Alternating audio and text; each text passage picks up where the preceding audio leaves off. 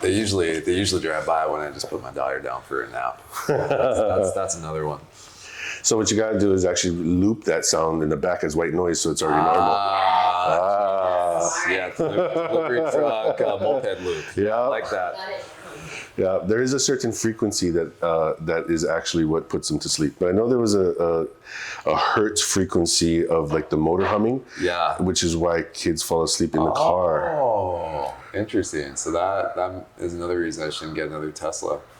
Oh, you just, like I said, just play it. Just add it, play it.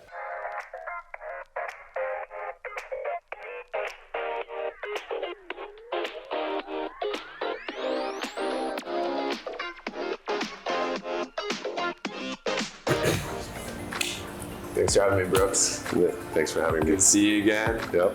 Yeah. We get to try this again? Yeah, we're gonna try it again. First time the environment, the beach, the wind. It was a nice thought, though. It was a good thought. It's beautiful. I mean, we spent the day at the beach, right? So, I think we got something out of it more than our viewers, right? Got some sun. It was a good day. It was a good day. This one's going to be better. This one's going to be better. Controlled environment. Yeah. We'll see. We'll see. Nobody has control. Yeah. Control's an illusion. 100%. So what do you want to get into today? Well, I think off camera, we're both in the real estate investing community, right?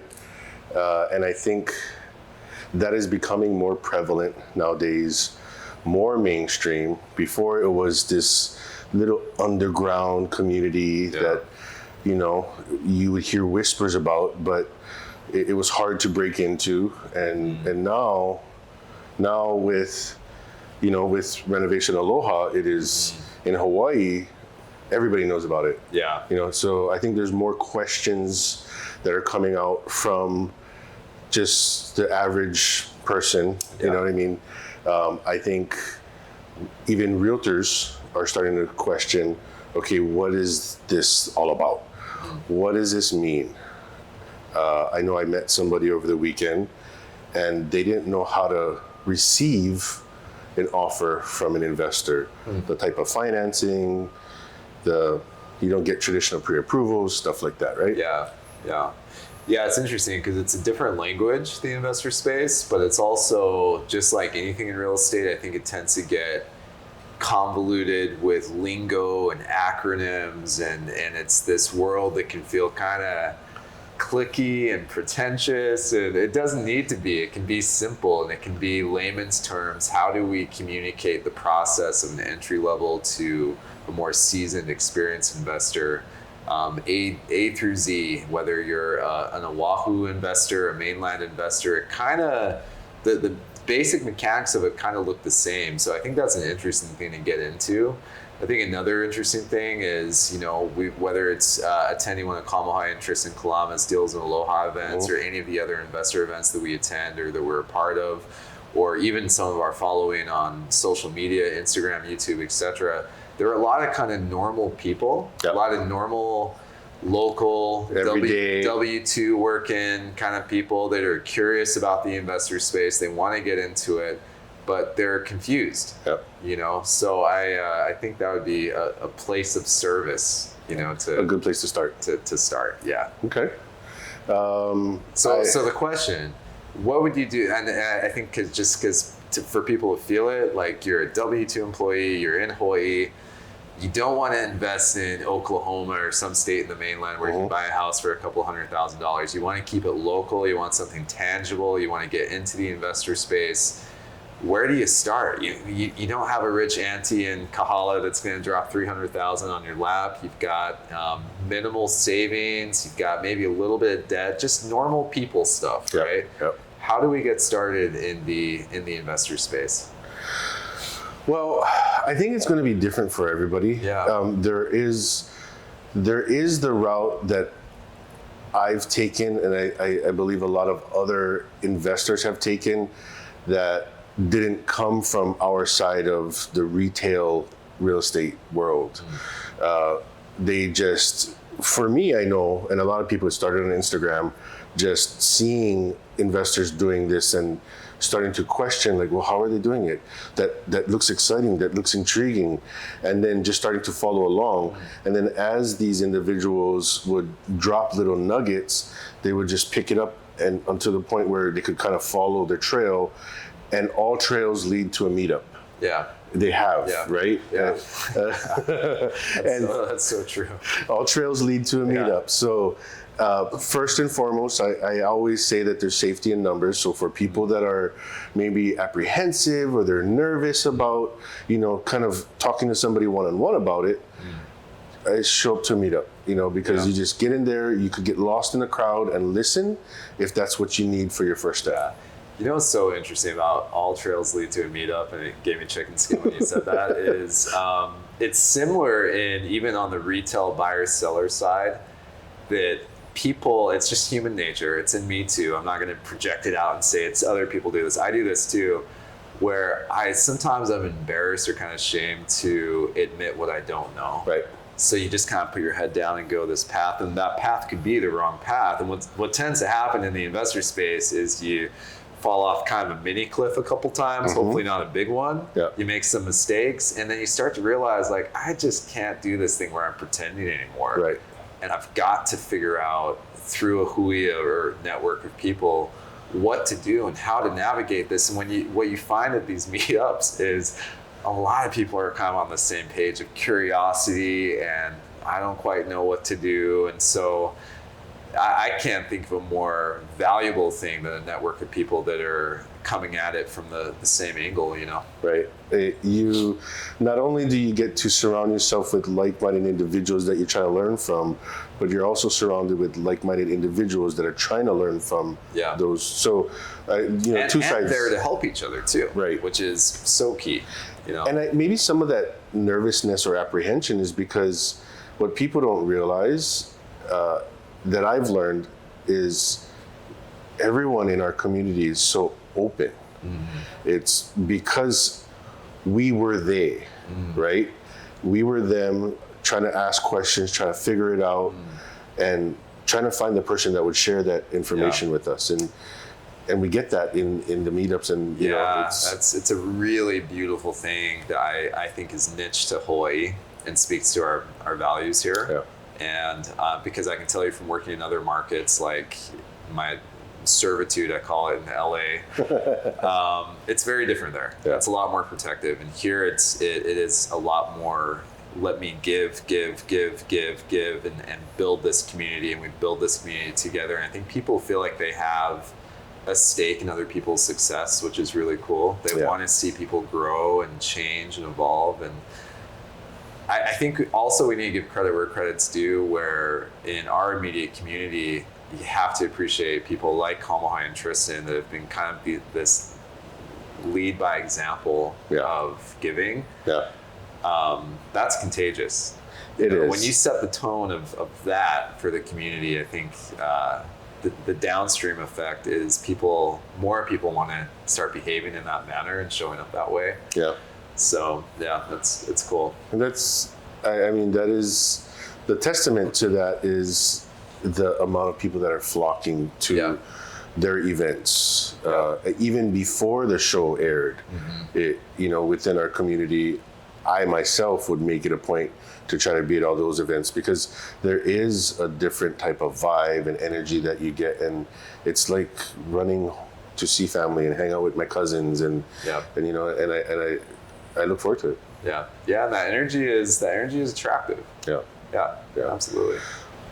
So what have you seen that you think is something that and I call them first-time home investors, just like on the retail side there's first-time home buyers.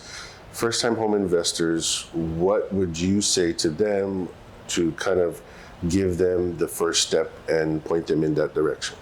Yeah, well, I think I can speak to the way the conversations go 99% of the time, which is something along the lines of this conversation I just had with this guy named Danny, and I don't think he'll mind them. I'm giving him a shout out right now. He said, I've been in Hawaii for most of my life. I'm raising my family here. I'm committed to staying in the community, investing in the community. I really like this idea of thoughtfully renovating homes and giving them back to local families, indigenous families, at a place where, yes, I'm still making a little bit of a profit, but I'm now in the investor space and I can start to expand that model, and I can get more of these properties that are off market. So he's checking the box of, I want something that's off market. He also is saying, I don't have a lot of my own money, so I want to use heat throughout hard money. People are listening to things like Bigger Pockets. They're watching, there's enough of this stuff on TV now, Yep. or podcasts, where they kind of know the lingo, but they don't know what it means.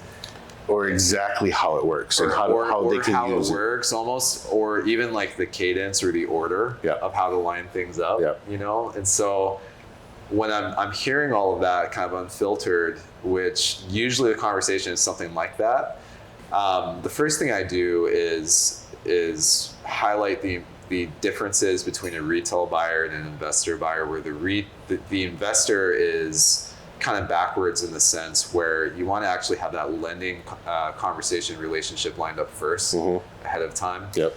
And then in lockstep with that, you want to have the property and the formula of the property and after repair value and all that stuff, the ARV model and formula and what works for you and your business model. You want to have that kind of at the same time, prepared, created, and ready to sync up with a lender. So it's the right property with the right lender, versus a retail buyer, it's you get your pre-approval and you go shopping, right? So the hard part about that, where I'm talking about business model and someone's comfort levels, they don't know what that is yet because they've never done it before. Right. And they don't know who the lender is because they have no kind of track record to show to a lender, which is a different style of risk analysis, right, for both the buyer and the lender. Yeah. So it's as well as the listing agents too. Yeah, and the listing agents, and so it's more the emphasis on relationships and kind of the grassroots side of our community in real estate investing that I think people don't quite understand the depth and the importance of that, and that's reps. That's, again, all roads lead to meetups, right? That's a lot of the stuff we were saying earlier. I think it's connected. And then what I like to do is kind of test their commitment to this vision to see if they'll even join for a meetup. Will they join for a networking event? How much are they investing in their own education? Education was the word that I would have interjected into there, because we go to the meetup, we get educated, right? As much as we can, in maybe a more of a passive way, just showing up and letting it, absorb it. But I think us as more of the early adopters of this, now it's our kuleana to educate everybody else. So educating the first-time home investors on maybe some of the things that we experienced, and to help them avoid some of those pitfalls. As well as helping them to be successful by educating all parties involved, because there's only a certain amount of individuals in each aspect of the real estate transaction that understand the process. Everybody else is either just, they don't know about it. So, typically what you don't understand, you fear or hate. That's just, and so they shy away from something that could be really beneficial for them or their clients, or somebody else on the other side of the transaction. And so I think needs to be more of an emphasis on educating everybody involved. Like, there's only certain escrow officers that really know how to do this. That's right. I know that I go above and beyond when I'm submitting an offer and it's on market. I'll talk to the agent and try to explain, and make them comfortable with the process, because it's not traditional financing. So what they're expecting to see for their sellers is a lot different. It's what I hear you saying, that's the theme over and over and over again, is this attitude of openness, which I think is the really important undertone that I connect with any of these networking events that we go to that are investor oriented is, and I'm glad that's changing and evolving in this direction, is it needs to be more open. Like the conversation about what makes a escrow title division competitive in the investor space in Hawaii is super important. Yep. And if we're not having that conversation, deals fall apart. If as a listing agent, this isn't at all who I am, but let's just pretend I'm a guy that's closed off and I'm selling a flip or an investor deal and I'm just giving minimal info and I'm treating it like a retail listing and Yep. what just kind of playing hardball. And I'm not being empathetic and talking about what the buyers and the buyer's agent, let's just assume it's a newer buyer's agent or maybe they're unfamiliar with buying and selling an investor listing.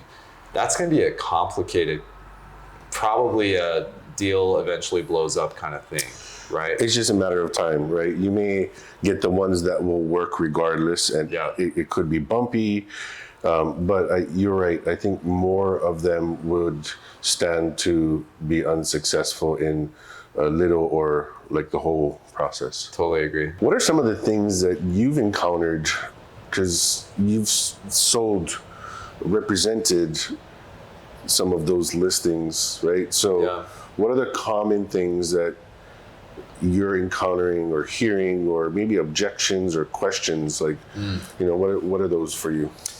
The biggest fear and concern I think that buyers have when they're buying a property that's renovated for sale, aka flip, is the condition and the quality of the work. And so again, in the spirit of being open and transparent and on the same page and working together and collaborating to, for me, if I'm representing the seller, it's getting the property sold at the best price and the best terms. And for a buyer, it's helping them buy that property and making sure they're protected and their interests are represented. So being conscious of both sides, and in that understanding that there's this underlying fear of, is this investor, and because this is a real fear that comes not just from like a tangible culture in the investor space, that some investors are out there to take an advantage and put lipstick on a pig and sell something for top dollar with minimal quality. Like that does exist. And it does, yeah. And I don't work with those investors consciously. Like I choose not to. Yeah. Right? And I understand that that's actually a much smaller part of the investor space than what might be represented in the psychology of the market with investors. So I say all that to say is I understand that that's a fear and a concern. So the thing that comes up over and over and over again is, choosing a really good home inspector if you're a buyer. And usually on Oahu, at least, there's like 2 to 5 that we all know and respect and kind of recommend. So everyone's on the same page that way anyway. If I'm representing a seller, I like to have a pre-inspection done by one of those inspectors to give as disclosure to the buyer coming in. Some of those things up front. Yeah. So it's upfront disclosure, and then it's just not to sound like a broken record with this stuff, but because I think this is very similar to a retail purchase, it is over disclosure of everything. Yeah. It's just disclose everything and transparency. I think ultimately, especially as it relates to the contract, that's how you build trust. That's how you build reputation. No one likes a surprise, especially at the 11th hour. So again, it's the tone of openness and communication, probably over communication, and collaborating at a high level, and not me versus you, not listing agent versus buyer's agent, but how do we get to the end goal here? And understanding the tensions are probably high, mostly for the buyer in that situation. And that's just because of the stigma, maybe. That's right. And you mentioned of the inspectors, right? There's a couple that we know of, and then you followed up with reputation, and we know of them because of reputation. That's right. So I'd venture to say that reputation is also another thing that's going to come into play with the investors. Soon, if not already, investors have a reputation as equal to a realtor. That's right. Right? I mean, because they're going to do this for a living. They're going to do more than one, and hopefully get up to a point where this is their business. Yeah. Reputation is everything. Everything. This is such a small community, and a bad word travels faster than a good word. That's right. Here, so I think there's some comfort in that we all know each other. We are a community, so the bad seeds will stick out more so than others. And in the community, even on the realtor side, the retail side of it, once more realtors become, I guess, open and venture into learning about it, we're all going to know each other. 100%. Good or bad. Yep. Totally agree. Yeah, it's one of the things I love about Hawaii is you don't hit the reset button on your reputation here. No, you don't. You got to continue to rewrite it. But it doesn't go away. Yeah, and that's not to say you make a mistake and you're judged by that mistake harshly for the rest of your life. No. Like you say, you add layers. I view it as, I love this analogy of layers of paint. Yeah. You know, but eventually those layers of paint will probably make a color of what your reputation and overall, like the blend of it. What's the vibe of what you bring to this business, and is it one where you operate from a place of people over profit, and you're ethical and you care about quality, and you're an open communicator and you're a collaborator, and those are all things I try to brand my spirit with my team.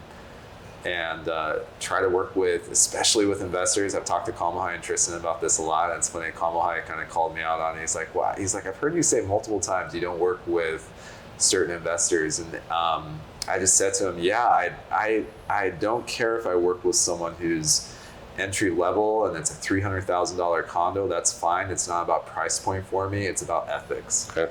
You know, it's about people who I can tell, and you can smell it from a mile away when you've worked with a lot of investors, the ones who have good intentions and they want to do good by people and they want to do quality work, and the ones that are just in it for the money. Yeah. And I think that manifests on the quality, the feel, and the overall experience. I think that reputation, that word travels really quick. It can. And, you know, the thing about that I perceive is we're getting a lot of attention in the investor community now. But that's not to say homeowners are the same. You know, there's some homeowners that would... Sometimes homeowners are a lot worse.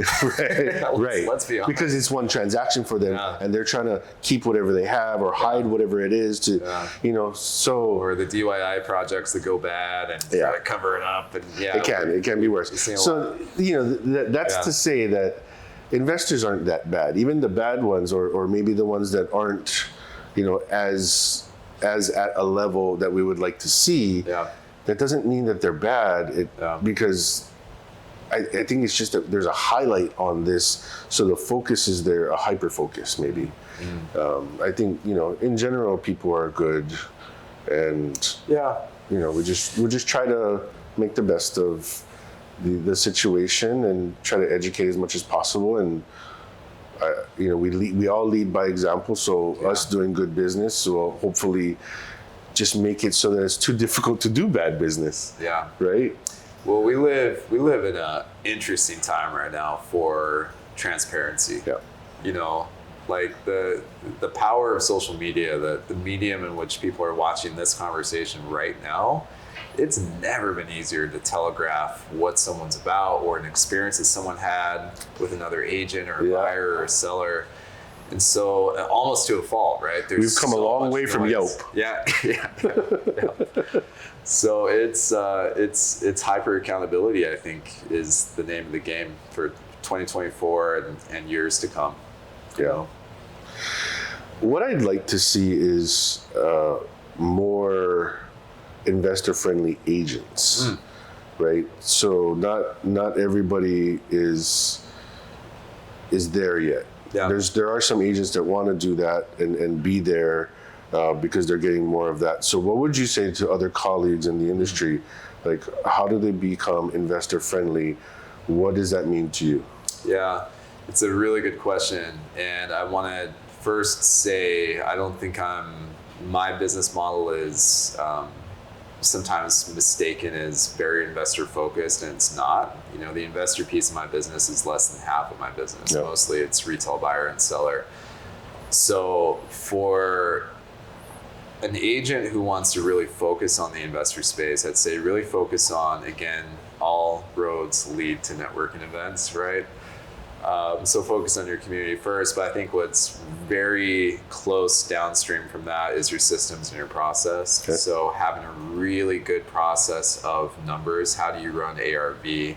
how do you put cap rates together for clients, understanding that world and the lingo, even just the basics of it. And then this is actually something I'm working on right now in my own business, is creating, because I'm not a spreadsheet guy, I'm not great with Excel, and I've got some people that are going to help me out on this, but it's putting together some hubs, some resources and tools for investors to plug and play with, and for myself and my team to plug and play with, where we can analyze properties and deal portfolios a lot quicker. Because as I just said, and I want to kind of backspring off that comment of saying, I hope it didn't sound like I was saying it's not about the numbers, because for investors it very much is about the numbers. Yeah. Like that's the foundation, and then you incorporate quality and make sure you're ethical about all those things. How you invest at that point. How you invest and manifest all that is obviously very closely related to that process. But first, the numbers have to make sense. Yeah. So having tools and processes in place that make that more seamless, and I'm big on how am I making life easier? How am I solving people's problems around me? Yeah. Ultimately, that's how compensation works, right? Like I think that my team and I will grow our business and we'll get bigger rates of compensation if we're solving problems at a faster, more efficient rate. And the way that we do that is with systems and processes that make sense. And so what's the tangible thing I'm doing right now?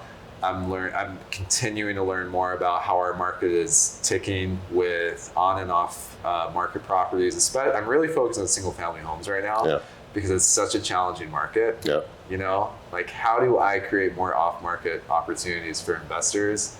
I'm going to crack that code, you know, and my team, we're focused on cracking that code. And then the value proposition is everything for an agent. You know, what am I going to bring to the table for an investor to make life easier, to bring them a deal that's really served up and almost pre-packaged, where they just have to hit go. They have the relationships, they have the hard money, they have the contractors, they have everything they need. I've done my job, I brought you the deal. Now let's work together to get this done. And to be honest with you, even the project management space, I'm super passionate about getting into that in the next few years. Nice. It's just fun.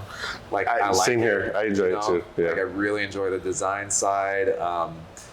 Talk to me in a couple of years after I've done a few more deals, and we'll see if I still love it. But because dealing with contractors and a big team and communication and all that can be pretty taxing to the spirit. Yeah. But yeah, that was long-winded, but I think those are the things I'm focused on right now. Okay. Yeah. No, that was a really good explanation of, you know, it's not your only facet of your business. It's just maybe the more advertised. Well, maybe not advertised, but just on our social media because of our network, right? Yeah. It seems that maybe that's what we're leaning towards. Even myself, right, as a lender, I put more content out about the investing side because maybe that's where more of my passion is. Yeah. But I've got more conventional first-time home buyers, you know, traditional financing clients than anything else. Yeah. But, you know, the thought just popped in my mind that every one of those clients, the next step of the evolution for them is to become an investor. They all want to be that, right? They all buy their first home and then they upgrade. And if they can, we try to keep it, rent it out, and then you're an instant investor, right? Yeah. That's just like that next step, the easiest next step for most of them. Yeah. So I love that outlook, by the way. Yeah, that's a like house hacking and some of these terms that are brought into how can I change my current investment, even my primary residence that I live in right now, and start to house hack this and view this from an investor angle, and then carry equity, use a HELOC, do a number of things, right? How do I just take it from 1x to 2x? Like I don't got to go to 10x right away. Like, you know, I can just do 1x at a time. Yeah, that's cool. I like that. I'm going to borrow that from you. I give you a free license. Thank you. Thank you. It's been recorded. Yeah. So. I'll sell you the recording though. You can't come after me. This is very enlightening. I personally, I've wanted to for a while actually, and I've already started putting together almost how to for agents, how to look for, just on a very basic level, how to look for a property that an investor might be interested in, right? Yeah. And how to receive those offers. I think those are kind of on the two sides of the selling and buying side. As a realtor, as a former realtor, I understand that. We try to balance, we try to do like half sellers, half buyers, because there's a change in the season where buyers are more predominant and where sellers are more predominant. And then as the market, flows, there's also that as well. So trying to be more of a well-rounded agent has always been something that I've learned, right? Yeah. So I think the same thing for agents, to continue to try to add more tools to their belt. How do we get them to, be more open to some of this? And it's education. So I'm starting to slowly put it together, with all the other things that I'm working on slowly. But I'd actually like to share some of that information directly with some of the agents, and just to, because what that does is it helps us. Yeah. It helps us as investors. It helps our clients as investors. It helps them get their offers accepted a little bit easier. It helps them be more comfortable with selling the property. There's a real absence of gatekeeping here, whereas there are still some little niches that have that like closed off. I think that's an awesome idea. You can use me as your guinea pig too if you want. Yeah. I mean, we can collaborate on it. That'd be a fun thing to put together. And I find that whenever I put courses or training or anything like that together, it reminds me of the basics and actually creates a sense of accountability for myself. Yeah. I'm like, am I actually doing these things, or am I just talking about it? Right. Well, we all started off doing it, but did we stray away from it along the way without realizing it, right? Yes. One thing I wanted to ask you that I've always been curious about in the hard money lender space, and again, it's not to say that your absolute niche is hard money, but it's something you do. Why do you feel hard money lenders, well, I'm projecting a little bit, this is my assumption. I feel hard money lenders are very protective and kind of a smaller group of people that don't necessarily want to share process or network. And it's funny, I'll get hit by hard money lenders from around the country. Yeah. But when it comes to local hard money lenders, I feel like it's a little bit more closed in the realm of real estate lending. Well, and the reason I ask that is, well, one, do you think that's true? And two, if you do think it's true, why is that? And then three, for someone who's more entry level, again, we talked about how important the hard money lending relationships and conversations are. How do they get plugged in? That's tough. You're not wrong. Yeah. I don't, from my own personal experience, I don't think you're wrong. I think there may be degrees to everybody's individual experiences.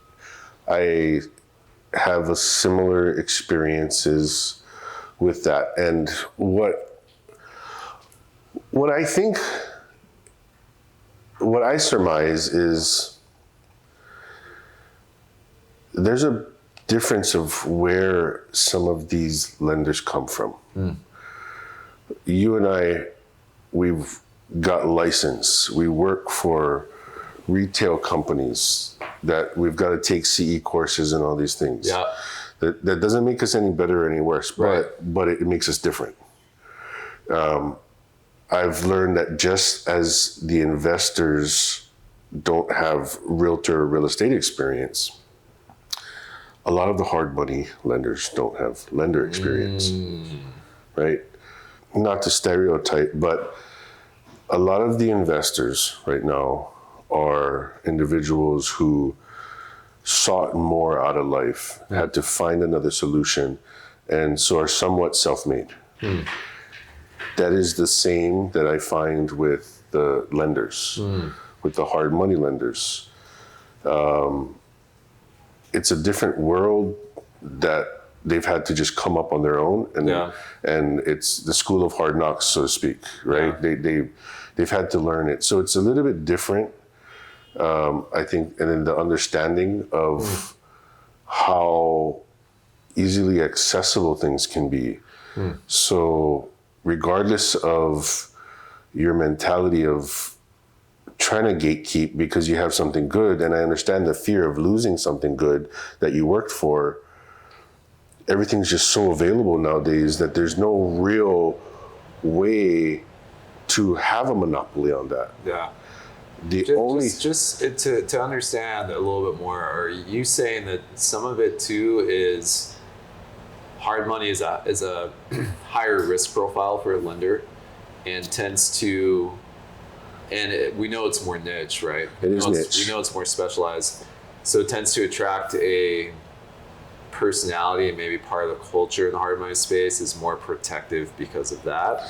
That once you've established yourself, they're a little bit more protective. I think so, and I also think that too, culturally, you go to different markets, there's a culture there, right? The salespeople are different in different markets. Right. Our salespeople here, they end up, if they're not already, they end up having that local style, right? And that's what makes Hawaii. Yeah. There are some people that come to Hawaii and they don't like it, and it's not for them, and it's okay, and that's just not whatever aligns with them, or it's just it's different. It's like some people really like the city and some people really like the country. Yeah. All it does is make us different. It doesn't make us any better or worse, right?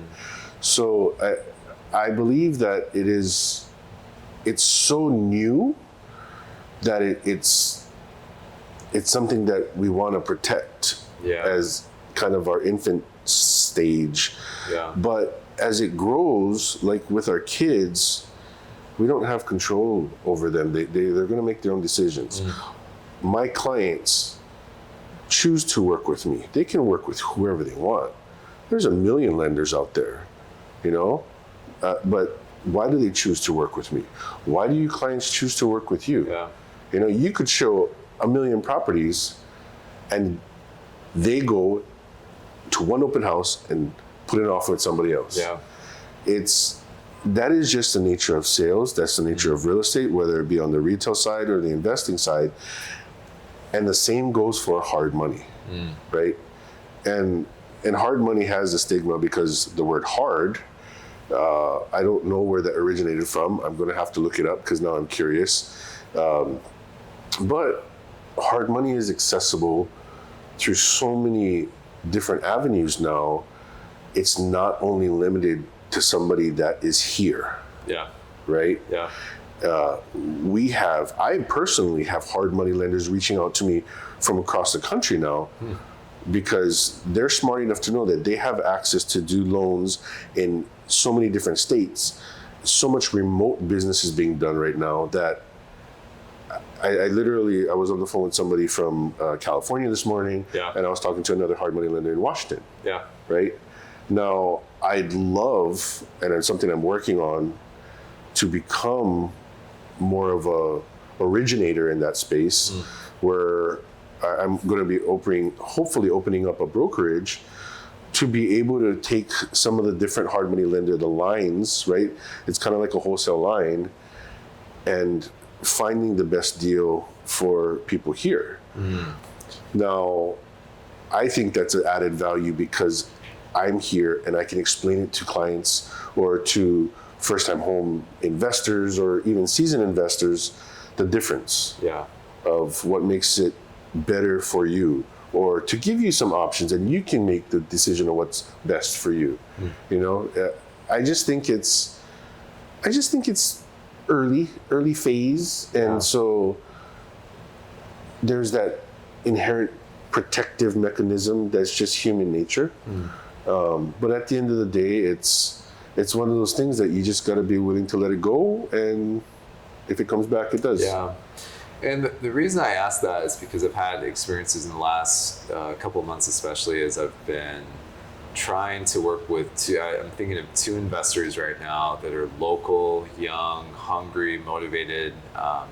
I'm calling them investors even though they haven't invested in real estate yet. But they're investing the energy. They're investing the energy, the time, the Yeah. education, the meetups.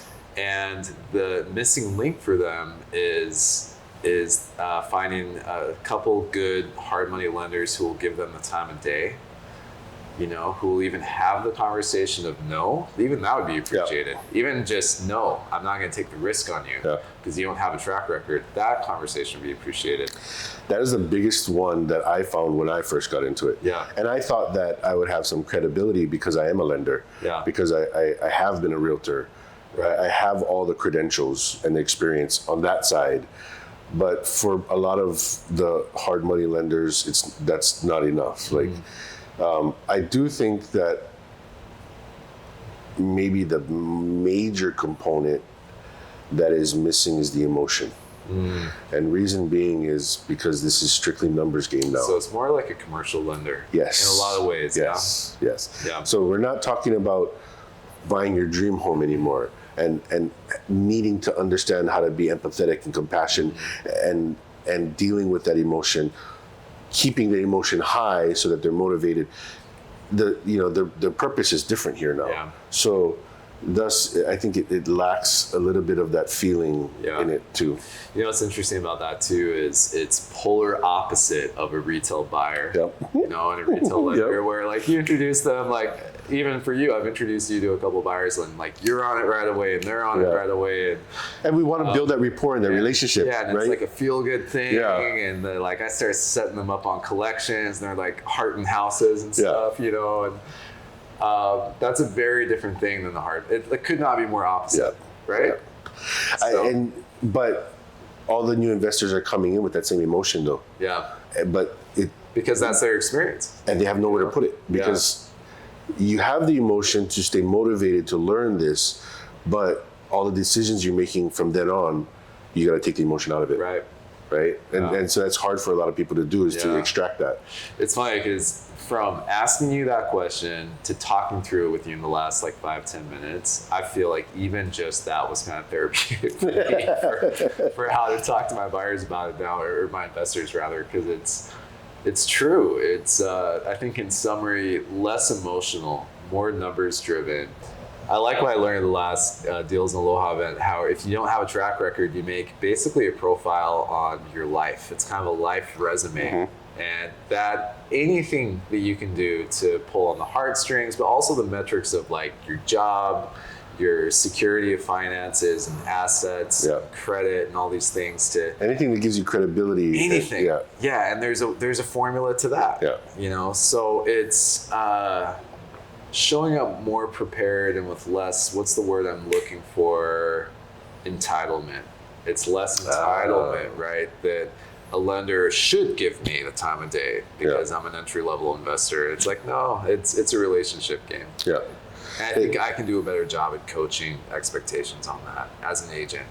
Yeah, you know? and well, once you understand, right, what it is that they're struggling with, then you can solve that problem, work towards solving the problem for them, right, as far as that's concerned. And by the way, this is something that I do. A lot of people, I am typically the first person that they will ask about hard money, although I have not originated a single hard money loan. Why? Because I am a lender and I do put myself out there as somebody that understands this process and is willing to talk to people about it. So by all means, lean on me for that too. Okay, awesome. Thank you. Yeah. I want to ask you one last question because I know we're coming up on time. And this is more of a mindset, Brooks and Jared and this like 2.0 version of our lives and our career. You've been in this business for how long? I truthfully, I tell everybody I grew up in it. You grew up in it? Yeah, I grew up in a real estate office. Yeah, you're kind of a lifer. Yeah. Because your mom was in it? Mom's a realtor. Grandma had her own real estate company. That's amazing. After school, I would go to the office because they were still working. I'd run around, and that's what I learned to do. Was before MLS was web-based, it was a book that looked like the phone book. And so, you know, not knowing, but in 2004, I got my license as a realtor, and in 2015, I got my NMLS as a loan officer and made that transition. That's how funny I thought as we were talking. We should bring the MLS books back. And go distribute them. Actually, we could just imagine showing up to a buyer consultation with that. Anyway. We could repurpose all those phone books that they keep giving away that nobody uses. Yeah, true. We could use that paper. And I'm coming into my 10th year in the business, and I'm growing a team this year that feels really good. I've got some solid people coming on the team, and I'm really excited. And also, personally, you and I have been through some stuff. We've talked offline about that. We don't need to get into the what and the how and the why, but we've just as life happens, and unfolds and evolves, we've both gone through a lot of changes, and growth, and personal, professional, and I'm at a place in my life, and I know we have a shared passion around this, where we want to connect with people that are more like-minded and people who can help us elevate and grow and evolve.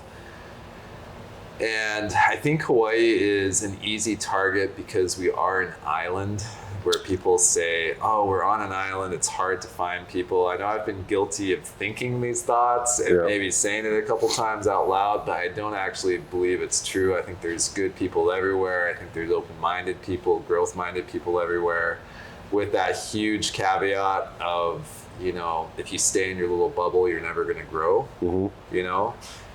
So my question, how do you connect with more like-minded people that help you grow, help you elevate, help you get to the next level in Hawaii? And I know you're figuring it out. Yeah, I think everybody's got their own unique way of doing that, right? Yeah. I figured it out within the past year, how to get out of my bubble, which was my shell. Because outside of that was discomfort and fear. Yeah. On the inside of that was safety and no growth, right? So just seeking growth and getting comfortable with being uncomfortable, first of all, going to the meetups. Yeah. I met, and I've been talking to somebody on social media for a while, that he actually flew up to the Big Island this past weekend. I had a speaking engagement, and for him it was a big deal because he's got social anxiety. And so we can talk all day long on social media, but he told me how nervous he was in person. Wow. And I'm like, just come, and so I think for each individual it's going to be different. My personal journey has gotten me to start a podcast. It's gotten me to do social media. And my reasoning behind that was to just put myself out there no matter what, regardless of the judgment, regardless of my worst fears, which are usually 10 times worse than the reality, right? Because we're always so critical of ourselves. So whatever it is, whatever you're avoiding, your growth is usually on the other side of that, right? Because getting through it is where you exercise. Yeah. I don't think it's a one size fits all. Yeah. I do talk to and kind of coach people on what I may think might be better for them. A lot of people will ask me, because we do social media, and I focus on that, and I know you work on that too, and it's a thing for us because it's an easy way to broadcast, right? Whatever message is, whatever is on our heart, and whatever we think people need or want to hear. Yeah. So it's a platform, but I do let people know that it's not for everybody. What might be for me might not be for you. Yeah. But they got to be honest with themselves and just like, hey, okay, I get it. So I have this one wahine, that young girl, she called me to qualify for a home, and I'm like, okay, you're not there yet, but what are you doing? Like, what's your aspiration? And I just asked her to share her story on it, because what she did was she asked me, okay, well, what do I do? I said, for work, you have this business you said you want to start, and so let's talk about that. Let's start your business. Go get your LLC. Go get your FEIN number. Go do all these things. And I just told her one thing, and she goes, okay, I did it, and she came back. And I'm like, oh, okay, we'll go do this next. And then she did it and came back. And inadvertently, I ended up kind of being a mentor just for that. And it's only because I've gone through that and figured it out. Okay, I know what I got to do. Get my LLC, put this in place, put that in place. For me, I had to do that. So if I can share that with her, that's what I've done. Now she's got a blossoming business, which, by the way, I'd like to say she does window cleaning. So I'm going to share that with everybody. I'd like to try to support her window cleaning business. Is she local here on Oahu? Yep. And I definitely will give her some business. Yeah. And that was her stepping outside of her shell. I told her to get some shirts. She got some shirts to do some branding, company name. Look, she created a company. Yeah. For some people, that's not, they don't know how to navigate that process. Where maybe as entrepreneurs or even as realtor loan officer, we are business owners. Some of that stuff comes a little bit easier to us to understand. We tend to be not one size fits all, but we tend to be less risk averse and more open to the adventure of the unknown. Yeah. You know, like, let's see what happens. Because it's kind of like a self-starter, not kind of, but very much a self-starter industry, right? Yeah. Like it is super it's on you. Entrepreneurial. Yes. Yeah. It's hard looks in the mirror every day. If your business isn't doing anything, or if your business is doing great, it's often what we've done the last 6 months, 90 days, that's going to make a difference for today. For today. Yeah. Yeah. And what we do today is, it's the cycle is we're working on stuff for 9 months, 12 months out, Yeah. It's funny. I was listening to you as you were talking about coaching this girl, and just what a cool thing that is, that gift that it started out as a lending relationship. And you talk about Kuleana, you talk about being Pono quite a bit as who you are and what's important in this community. And hopefully that's who I am too. I'm working on it. But it's just such a, if you look at it holistically, that conversation, that interaction, those interactions that you have with someone like that, it's how I try to run my business too. It's like, how can I actually help? Yeah. And that's really what it kind of boils down to, which ultimately is life-changing, especially when you meet an action taker. As you were saying, she did it. I'm so proud of her. Yeah. That's so cool. And then, so it was so much so that I said, I need you to share your testimony. Like it surprised me. Not only was I proud of her, but I was proud of myself for stepping into that role. Yeah. Like, I didn't realize, but that I could make that impact. I could have that impact on somebody. So it had nothing to do with my business. I didn't make a commission off of it or anything. And you don't need to, but helping people does not only fit into one specific box. Yeah. Helping people is just coming from, I have the resource or the know-how, and you have the need. And so why not share it?